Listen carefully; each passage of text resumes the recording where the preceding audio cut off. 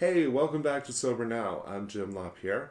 Today we're going to talk about finding fulfillment in recovery.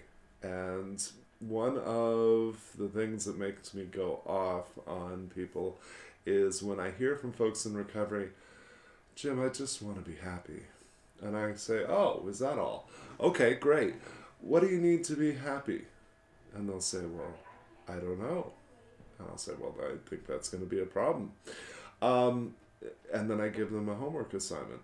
I say, I want you to go home and I want you to make a list of everything that is in your power, within your control, that you do that makes you unhappy.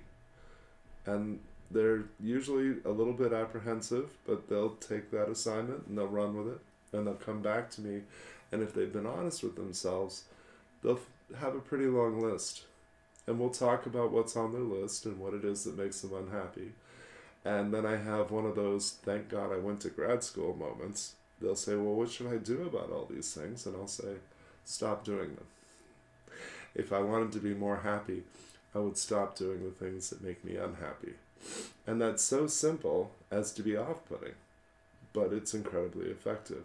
And it's an application of common sense that, frankly, professionals don't use. I don't know many therapists that'll say to people, if you want to be happy, you might try stop doing the things that make you unhappy. What I've learned for myself, though, is that happiness is actually a pretty terrible goal. I would sooner pursue things that last, like joy and fulfillment and passion. Those things are enduring.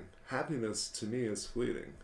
And I worked with an old school counselor years ago who would always say, happiness really is a choice. It's more about what kind of attitude are you going to have today? Are you going to find things to be grateful for today? Are you going to be really fully alive today?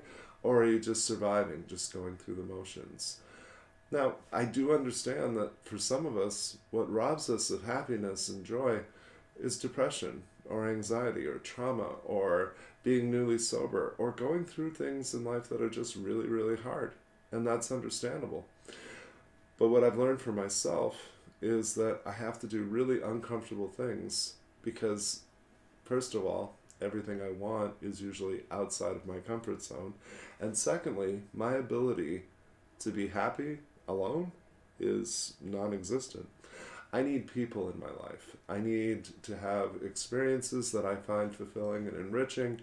And while I'm still free to enjoy brief times of solitude, maybe 2 or 3 hours, after that, I get, as my friends in recovery call it, really squirrely or really antsy, really fast, because it's not fulfilling to me. It's not enough for me. Quite often, people in recovery talk to me about a void or an emptiness that they still experience.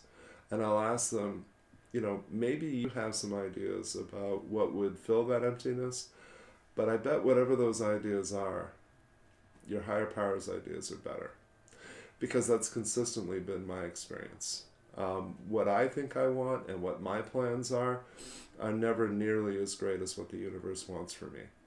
And sometimes I try to imagine the patience that my higher power has with me, because I picture my higher power like on a regular basis kind of face pondering and saying, Jim, if you could just chill the fuck out, let go of this thing that you think you want, I've got something way better in store.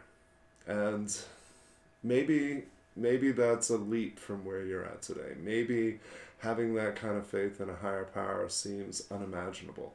It did to me for decades. And I'm not a religious man. My spirituality has come from making connections, because that's how I define spirituality. Connecting to great people, connecting to work that's really important and meaningful to me, connecting to my community and to causes that I really believe in. Those things are fulfilling. Fulfillment results in happiness. Happiness attached to any other situation or thing, it's not going to fill the emptiness. It's not going to take away the sadness. It doesn't work. So, as unpopular as this message sometimes is, The real key to happiness is do the work. Do the work of improving your health. It's not exciting. I don't know anybody who's like, I'm going to eat a salad today and go jogging, and I'm really fucking excited about it, right?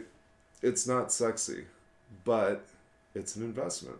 And the more that we make those foundational investments in our life, in good physical health, in good mental health, in having some type of purpose or higher calling in our life, happiness just naturally results from that. So even in this moment, I'm thinking, okay, what do I have to share with you that isn't common sense? Well, accountability is still key to all of my endeavors. I'm still very much in addictive thinking with the good things in my life. I still want to push every limit in my life. I still want to do a million new projects. And fortunately, because I have a lot of accountability in my life and because I have a lot of good people in my life, they remind me what my limits are. They remind me when I'm overextending myself. They remind me that the type of stress that I invite into my life doesn't make room for happiness. And so I have to step back and practice some rigorous honesty. Really assess, what do I have room for in my life? How much time do I have to devote to this?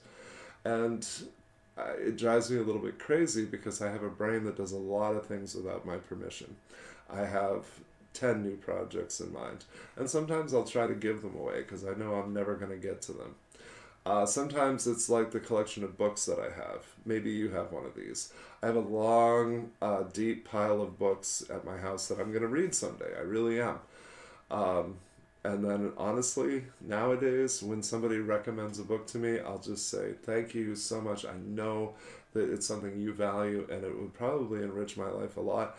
But I already have like 37 that I'm not reading, so I'm not going to keep adding to that list.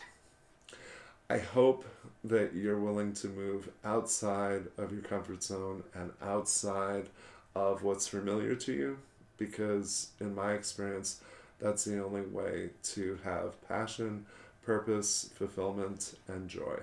And I hope that you decide that those investments are something that you're willing to make, and that you're willing to have some risk in your life to pursue the goals and the things that you most want. Email me. By all means, I want to continue these conversations and expand them. I want to answer questions that would be helpful to you. Jim@sobernow.com. Please give the video a like and a share. Love to involve more people in these conversations. And above all, please be especially good to yourself today. Thanks.